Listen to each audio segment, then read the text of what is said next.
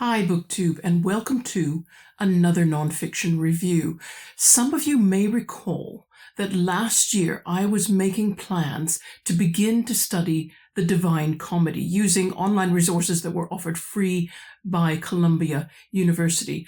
I changed my mind, and in hindsight, I do think that was a wise decision. What I've decided to do instead is look for books that are related to either the Divine Comedy or Dante himself, or some other related topic like the history of the period, to prepare to take that Columbia course at a later date. Today's book is merely the first in that program of preparation.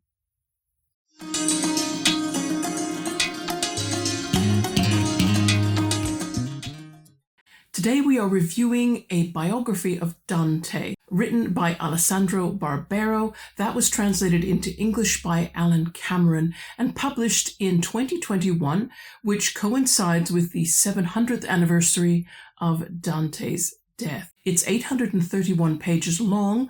The text is only 763 of those pages, and I obtained mine as a library ebook. Lucky me that my local library just happened to have this in its catalog. It doesn't cost a great deal online, as you can see. I felt the prices on Amazon were quite reasonable, and I found some reasonable copies from other online retailers. What is this book exactly? I mean, biography, I say biography, but in this case, I would say that what Alessandro Barbero is doing is taking a particularly rigorous re-examination of the primary and secondary sources which discuss Dante, and that includes legal records, ecclesiastical records, financial transaction records, correspondence, and memoirs of individuals who were close to Dante who lived in close proximity to the time he lived. These documents are numerous, amazingly, and yet Alessandro Barbero estimates that they represent only 3% of what would have existed at the time. And while Barbero does try to organize all of this data into some kind of narrative framework, his purpose is to be exact and careful and to do justice to Dante's life by examining as many aspects of it as possible and dealing with the hypotheses other scholars have presented and evaluating the merits of those arguments. When finished, you will have a familiarity with Dante's life. You'll also have a familiarity with Florence and the other great cities of Italy, which were the greatest European cities of that time, of the late 13th, beginning of the 14th century. And also you'll understand something of the politics and the social conventions, and you'll know something about the extended family of the great poet. Here's what I know about our author, Alessandro Barbero. He was born in 1959 in Turin, and his education was at the University of Turin, where he graduated with a degree in literature and medieval history, the perfect foundation for him to look into the life of Dante.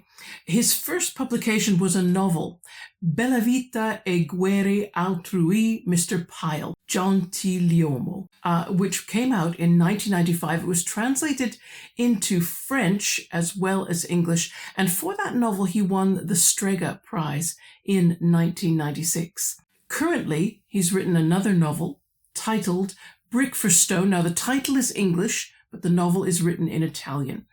And he's done a lot of nonfiction work that positions itself around the Middle Ages mostly, although there is one exception. He's written about the Battle of Waterloo, which was much later, but he's written The Day of the Barbarians, which is about the Battle of Adrianople and the victory of the Goths over the Romans, and also a biography of Charlemagne. And now we have my usual slide about the book's structure. I tried to make some adjustments to these page numbers to approximate paper book pages rather than ebook pages, which of course can vary depending on what kind of font settings you put on your ebook reader. So I believe the introduction is 24 pages long, and it's followed by 21 chapters, which average 17 pages.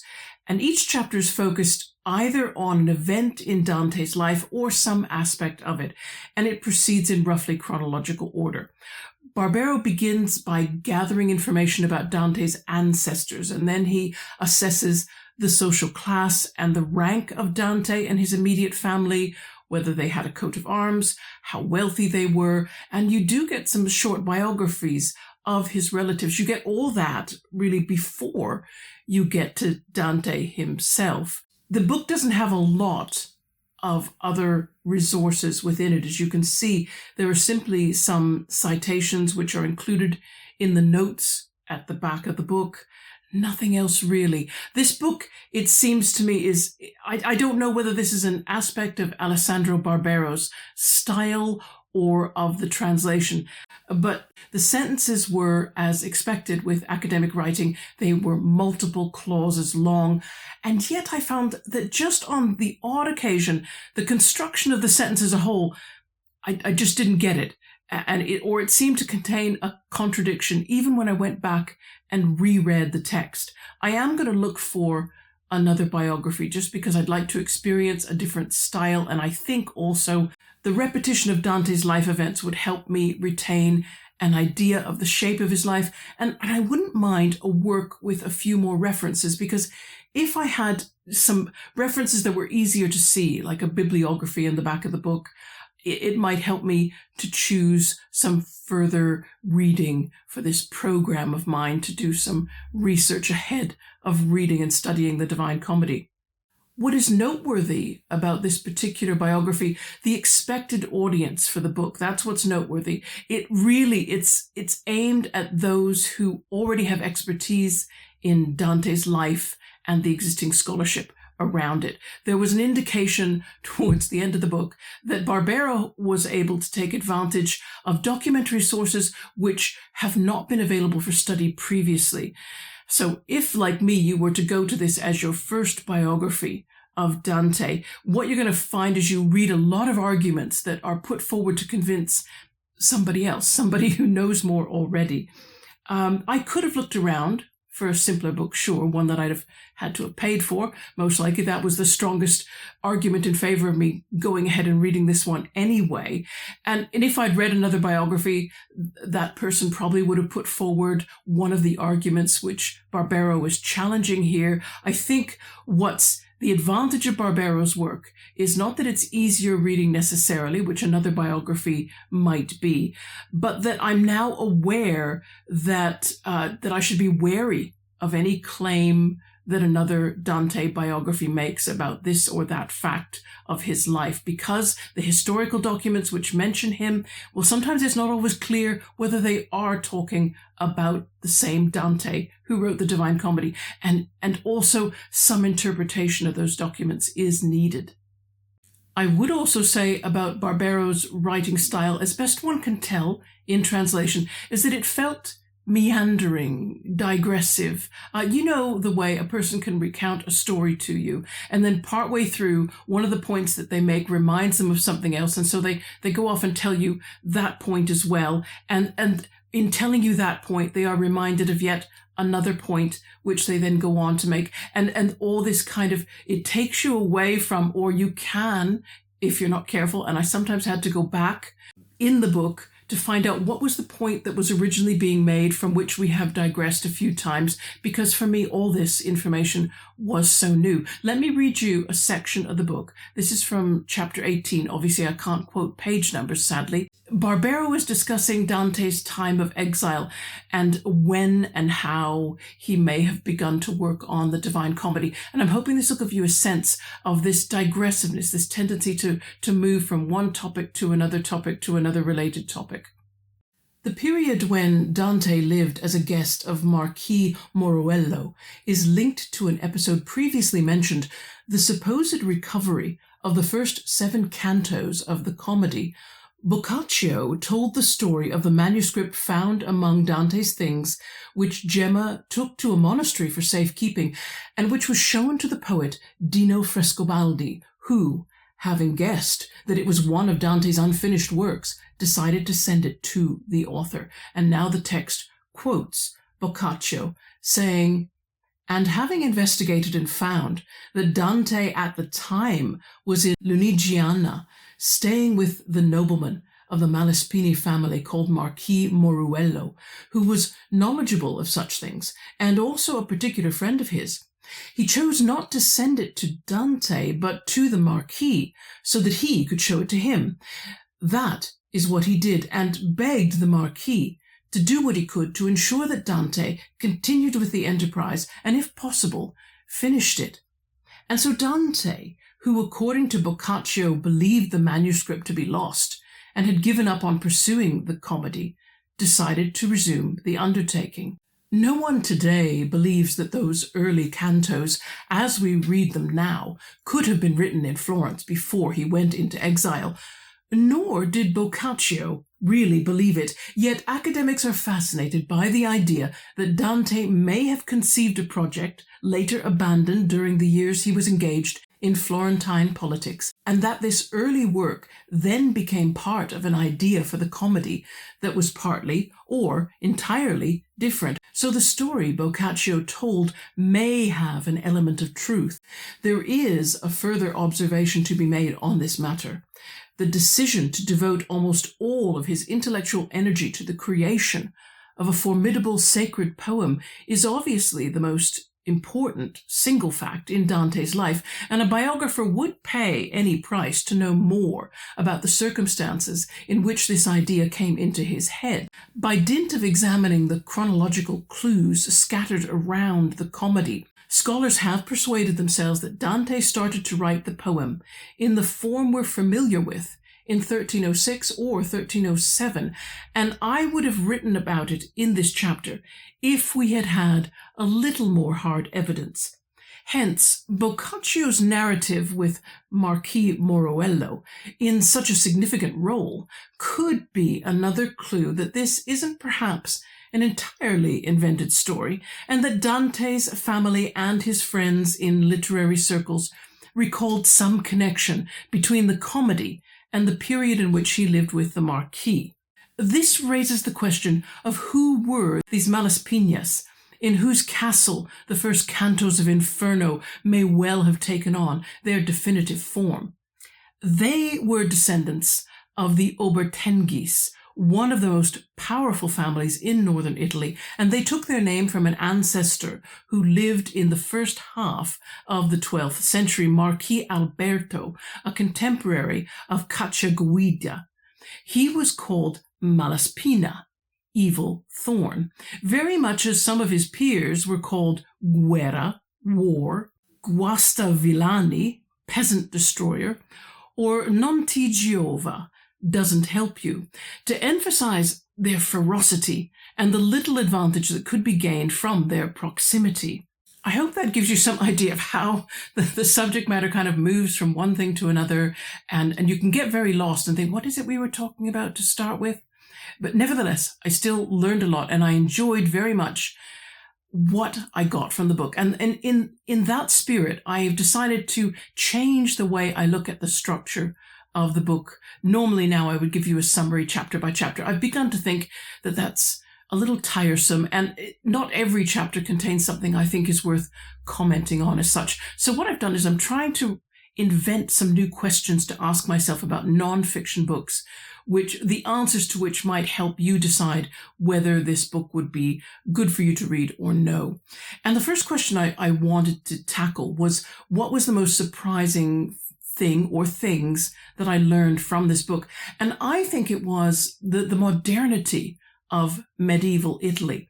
Cities like Florence were the New York of their times. They were centers of world finance and world trade in the world as it was.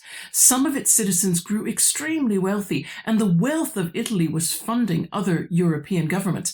King Edward I of England relied on Italian moneylenders to finance his battles to gain control in Wales and in Gascony. The Pope made political decisions, which royal marriages could or could not go ahead across the continent, for example, or he could lean on a king to make peace, negotiate a peace with one of their rivals. Communication was slow across the continent, yes, but enough correspondence has been preserved to show that letters were sent frequently and that in cities like Florence and Rome, there was an awareness among the important families of what was going on, not only in other cities within Italy, but in other countries within Europe. And yet it was also a time of incredible violence and unforgiving rivalries. Dante's exile, which separated him from his family and from everything he owned, was typical treatment for politically active citizens who unfortunately ended up on the losing side of a struggle for dominance. It was easy to see the connection between Dante's exile, which completely changed his life. I mean, he went from being a wealthy, literate, powerful, publicly active citizen who's suddenly destitute, hidden away, and he's totally dependent on the kindness of friends who were allied with his old political allies. That's how he had to survive. It was a great injustice, though to be fair, when Dante was part of the elite of Florence himself, he probably played some part in exiling his fellow citizens. But it's different when you become the victim, isn't it? And it's not hard to imagine that a man who had written a great deal of poetry already, which he had, and now had time to consider the whole business of judgment and punishment and reward, might produce a longer work with comprehensive thoughts about who would be judged worthy of heaven or hell. And my second question about this work is, what do I think are the unique ways in which the author treats his subject matter? And this is the only biography of Dante that I've read so far, so I'm taking Alessandro Barbero's opinion on what makes his approach unique. He spends considerable time analyzing primary source material, and I was surprised that there are so many records still preserved from the 13th century. Some of them are copies, it's true, and there were also secondary sources such as the writings of men like Boccaccio, who were Dante's contemporaries or they lived shortly after him, and he seems to be using the sources to argue against certain theories which have been suggested by other historians about Dante's family members or Dante's travels in particular during his time in exile. These arguments get very fine-grained, absolutely, and they did leave me feeling that perhaps this was not the Dante biography that it was good to start with. I couldn't keep track of all the arguments, to be fair, not the way an expert could, because when you're already an expert, you have an existing interest and an existing brain muscle memory of the subject matter, so you're better equipped to wrestle with all these details. So I couldn't recommend Barbero's book as a starting point for anyone's study of Dante. I am going to look for another biography myself, but I wouldn't want anyone to misunderstand. While it's true that I could not keep track of all the arguments about whether or not certain written records were evidence that Dante lived in this place or that place during his exile, I did enjoy being in the middle of what I perceived to be this larger discussion about Dante that was effectively being conducted in front of me. Yes, it was satisfying to know that there was some uncertainty and that the written records have a lot of room for questions. Now, I would like to throw something back at those of you who are viewing right now. I would like to ask, can anyone recommend another Dante biography? Has anyone read one? Or an edition of the Divine Comedy which contains a lengthy biography of some kind? I would take either of those if you've already read them and you enjoyed them or felt they would be good references for me. I'd also be interested in any book that deals with the Divine Comedy as its subject matter. And I can hear some people saying, well, why don't you just read the Divine Comedy? And I hear them. There is a part of me that thinks that I should just read a translation through as part of my preparation to study it. That is, it would give me just a good first-hand knowledge of the text in a rough way for the beginning to study. And has anybody worked out a schedule for reading the cantos slowly? The way I did when I read War and Peace took me a year, but that was a satisfying way because I could linger more over each piece of text if I needed to. And I'd be interested in any ideas if anyone's already got a schedule for that. And that is my review done. What you'll find in the description box is not much on this occasion, just a Times Literary Supplement review of Alessandro Barbero's biography, because I thought good to get another opinion on it, and perhaps a more expert opinion than mine when it comes to the subject of Dante. Now, next up, I have not yet decided what this weekend's video is going to be. There are options. The odds are very high that you're going to get a review of a children's book, which I will not say at the moment. I'll leave myself the freedom to decide. So everyone, I hope you are having good reading, whatever that means to you, and I'll look forward to seeing you again in a few days' time. Take care. Bye-bye.